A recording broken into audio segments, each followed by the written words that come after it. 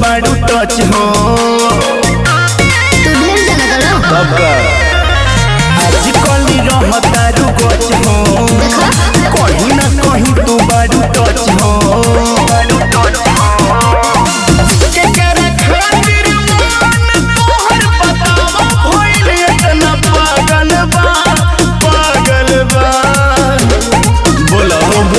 कमर के रख भागल बा दिल करे से हमर लागल बा गोलाई कमर के रख भागल बा दिल करे से हमर लागल बा। अच्छा ई बात बा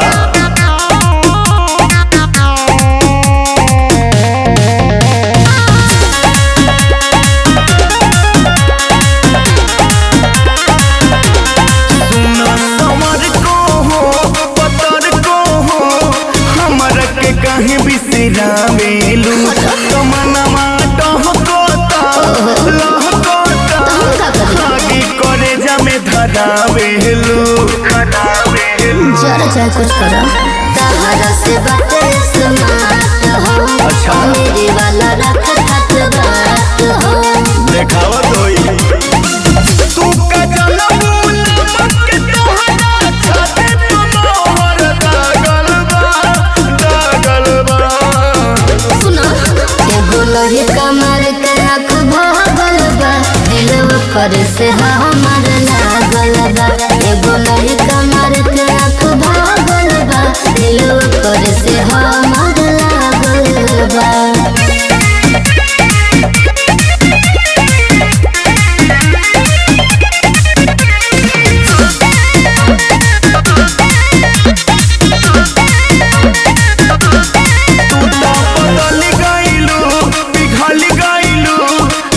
पवलू गोरी अरे जाना न कबो होता कोतारू न झाकोतारू सुन तो हमारा होरी सुनो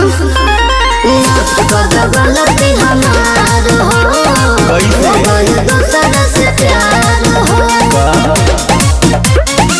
तहरा टेंशन में खाना न खाना कोई दिन से उजला जागल बा गोलाई कमर के रख भागल बा दिल करे से हमर लागल बा गोलाई कमर के रख भागल बा दिल करे से हमर लागल बा। धड़पन सौआ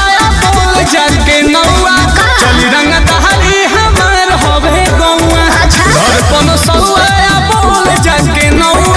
चली रंग दहली हमार होवे गौआ एगो लइका से फंस गइली राती में जवन आइली रहे बाराती में एगो लइका से फंस गइली राती में जवन आइली रहे बाराती में अपने लवर को धोखा दो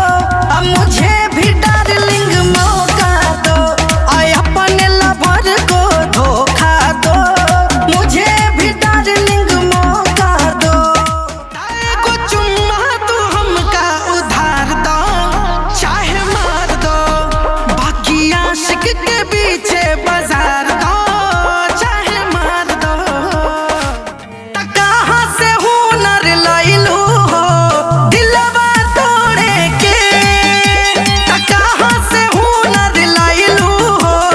दिलवा तोड़े के हवा बिछावलू की मोइल भइल ओढ़निया आहे कहवा बिछावलू की मोइल भइल ओढ़निया सैया हो खलके दहर दबा हलके आ खाई गइला